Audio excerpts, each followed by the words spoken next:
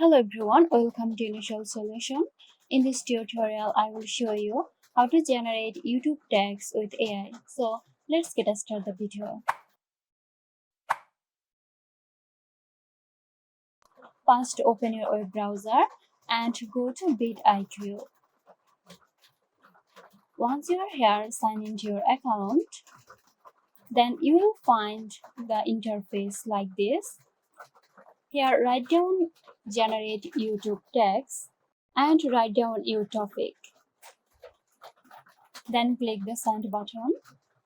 Now vidIQ will create a list of text based on your topic.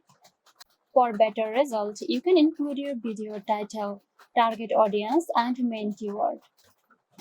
Now click on copy keywords to copy the tags. And now you can paste your tags on your YouTube video. So that's it. I hope this video helped you out. Stay tuned for more helpful tutorials here at Initial Solution. This video is sponsored by Zerosoft. Zerosoft offers graphic design, UI UX design, digital marketing and web development. Elevate your brand with Zerosoft today. For more details, check the description box.